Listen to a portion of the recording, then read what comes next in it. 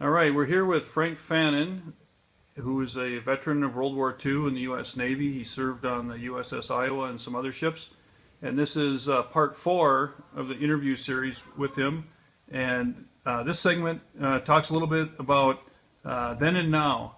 So this photo we see here on the table, what year was that taken? 1945. 1945. So how much did you weigh when you went into the Navy? About 130 pounds. How old were you then? I was 17. I was 18 when that picture was taken. And how much do you think you weighed when you left the Navy? Oh, I may have gained 5 or 6 pounds, but not a lot. I was still pretty skinny when I come out. So did they feed you enough, or did they work you hard? They worked me. They kept me busy. They fed me plenty. Yes, they did. And then the photo that you have in your hand, it's a photo from later on in the Iowa's career, but it shows all the guns firing. Were you ever on board when they fired all the guns? I was in observation right up between where all that you see the stacks of the ship is an observation, and I was there right in between all those guns, and you didn't have earplugs or anything. People ask me how I even hear today. That's some sight to see at night, to see all those guns fire at one time. They fired them broadside, and the ship would rock when it happened.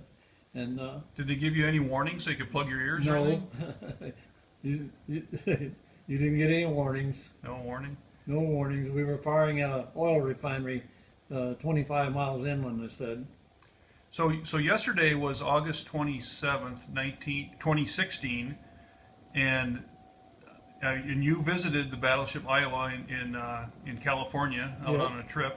And how long had it been since you'd seen? When was the last time you'd seen the ship? Last time I seen the ship was in Tokyo Bay in 1945.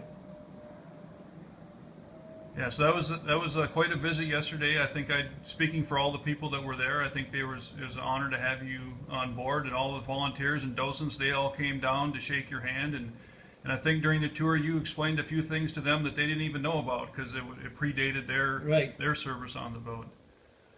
All right.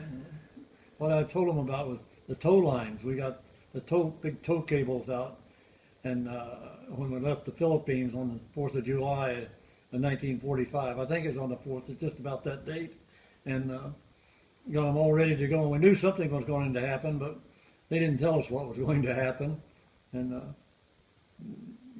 I don't remember them telling us until just like the day we went in.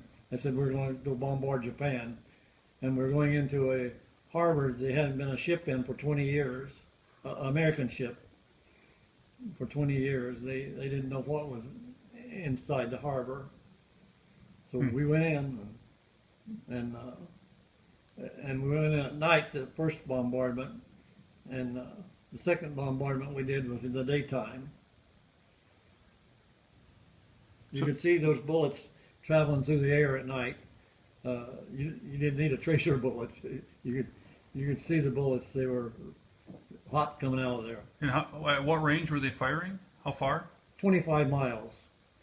So could you see where they would hit?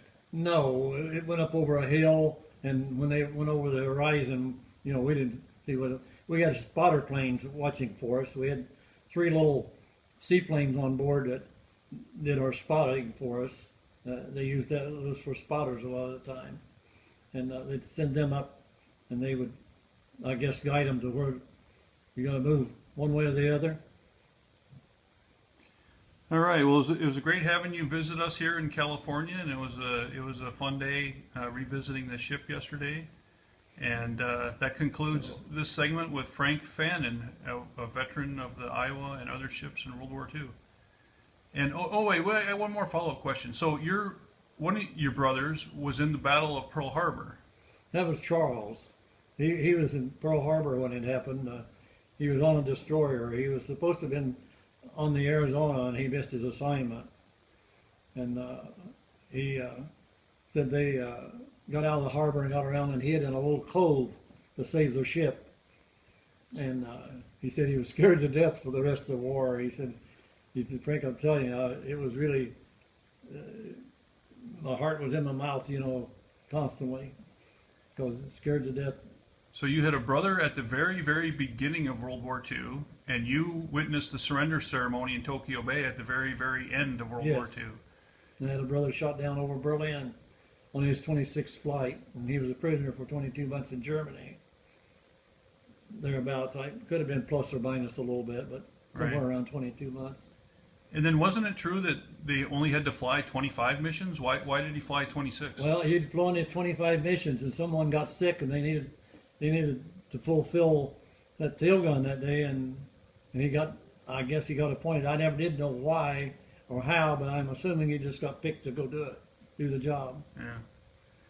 Back then, you did what you were told to do, and not like today's times. Things have changed a little bit, you know. Right. No. All right. Well, that's all the questions I have for this segment. I'd like to thank Frank for his service again, and we'll wrap this one up. Thank you. You're welcome.